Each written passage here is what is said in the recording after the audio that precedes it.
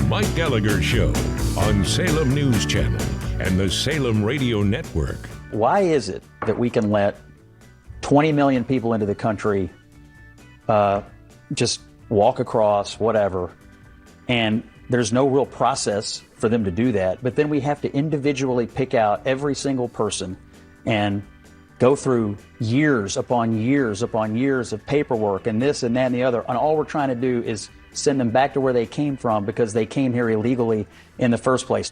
In the ReliefFactor.com studios, here's Mike. All right, welcome back to the Mike Gallagher Show. I'm your guest host, Carl Jackson, sitting in for the great Mike Gallagher. Such an honor and privilege to be able to do so. Again, Christian is in my ear. Tracy out there producing the show.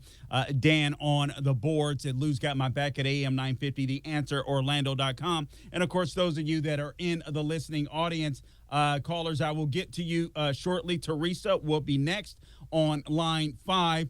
But why is it that there is no process for these illegals? You heard Scott Jennings. Why is it that there's no process for 20 million illegals walk across our border, invade our country, and yet, for some reason, oh, sorry. Okay, sorry, Teresa. All right. But there's no process. There's no process to send them back. As a matter of fact, there was a story. Do I have it in my formerly fingerprinted fingertips? I printed it out this morning. I hope I didn't walk out with it, but nonetheless, the good news for you is that I have a somewhat decent memory. But President Barack Obama, you guys remember him. Did you guys know that in 2013, there was a process, hat tip to CNS News, because I do know that's where I found it earlier, and for some reason, I don't think I brought the printout. But in 2013, yes, it is. Hat tip, Dems demand due process for illegal aliens, but Obama deported 83% without a judge. Say what? Yeah, Democrats and liberal media are crying due process when it comes to Trump and their efforts to demonize the administration's efforts to swiftly remove illegal aliens from the U.S. But in fiscal year 2013, 83% of the illegals deported by Democrat President Barack Obama weren't given a trial.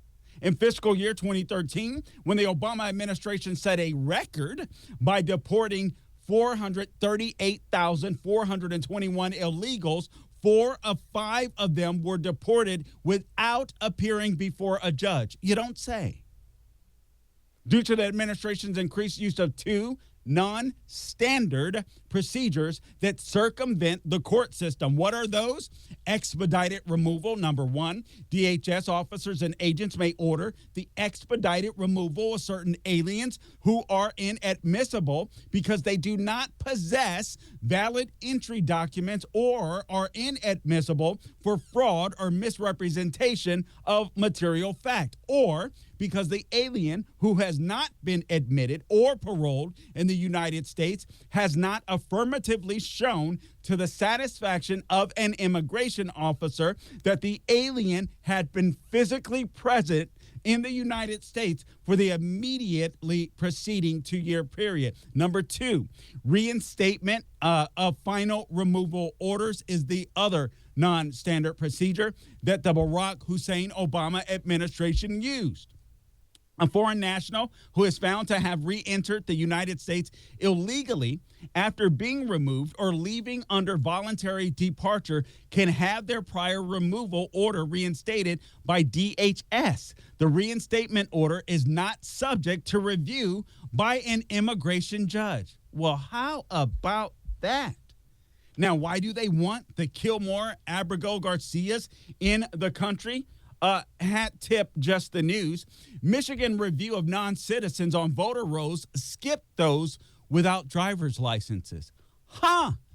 Isn't that convenient? The Michigan Secretary of State's review of non-citizens on state voter rolls only included those with driver's licenses, excluding any who registered to vote without a driver's license or another form of identification, raising concerns about more non-citizens being on voter rolls than previously disclosed.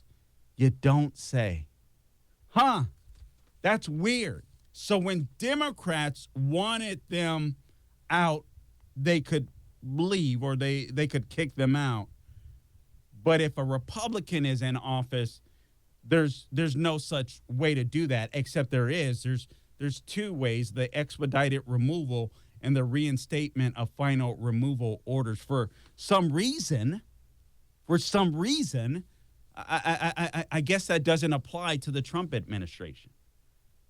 Guys, don't get it twisted. I know there's even some conservatives I hear sometimes, due process. This has to be figured out.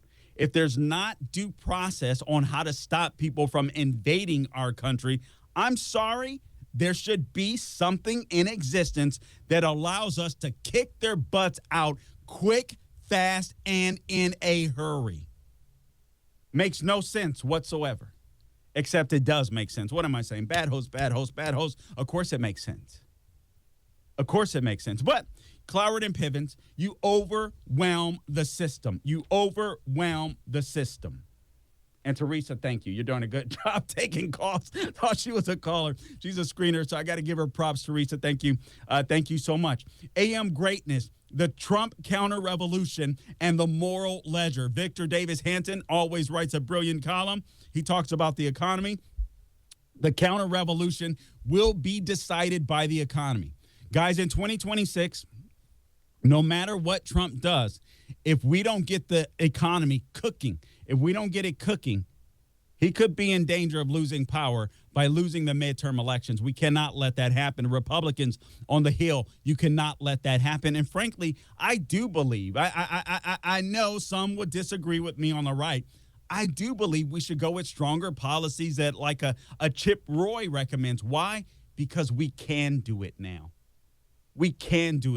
Guys, do you know how frequently it's been since we've had a president, a Senate, and the House? And I understand the numbers aren't huge. I understand the votes are close. I get it. 4 times in 100 years. 4 times in 100 years.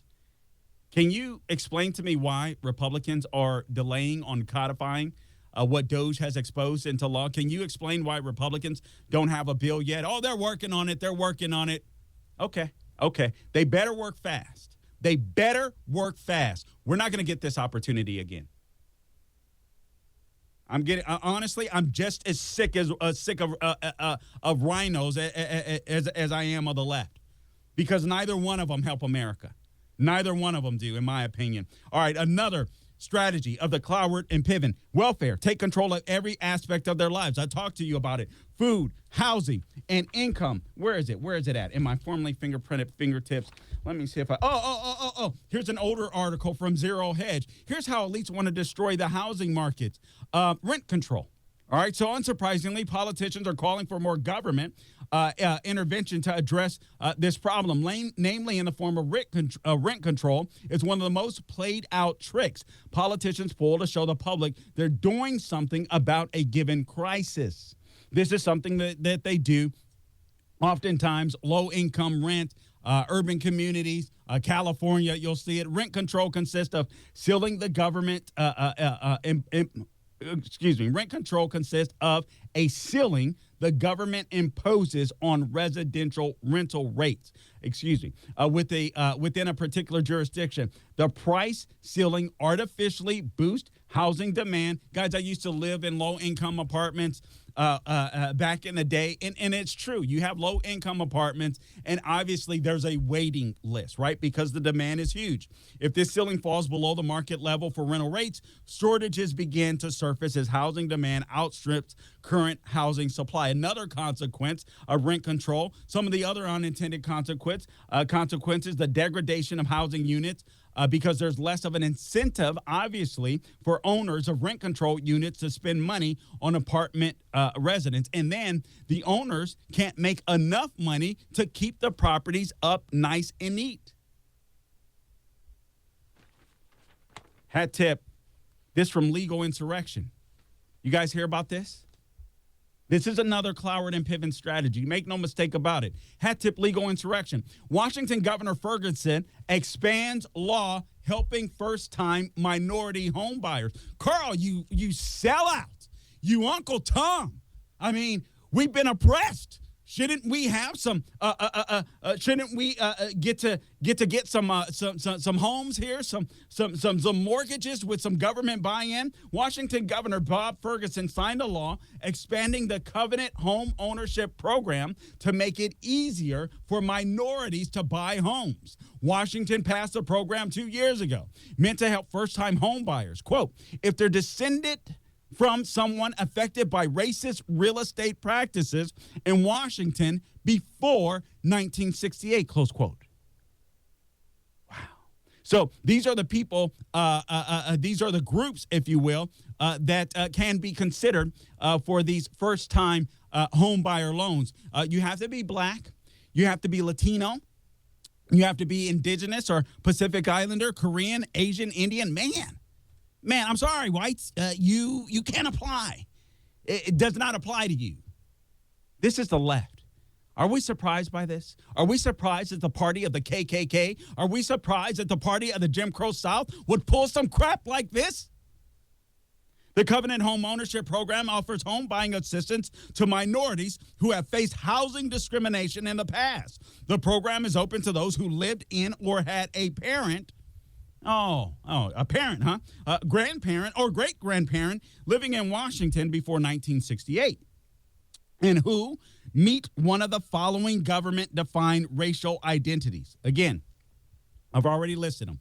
Everybody but white, basically. This was launched on July 1st, 2024, but the program allows qualified home buyers, listen to this, to apply through their lenders for zero-interest loans to help fund down payments and closing costs. The loans are funded by fees on real estate documents recorded with the state. Wealth redistribution. SSHB, or reparations even. SSHB 1996, listen to this, would increase the income threshold for applicants to 140% of the area median income and here's the dagger, and allow for loans to be fully forgiven after 5 years of repayment. Wow. Oh, yeah. I got to admit, I'm tempted to move to Washington for the first time ever. But I won't, because this is disgusting, and it's racist. But this is Cloward and Pivens. Carl Jackson in for Mike Gallagher. We'll be back. For full shows, live and on demand, it's Salem News Channel.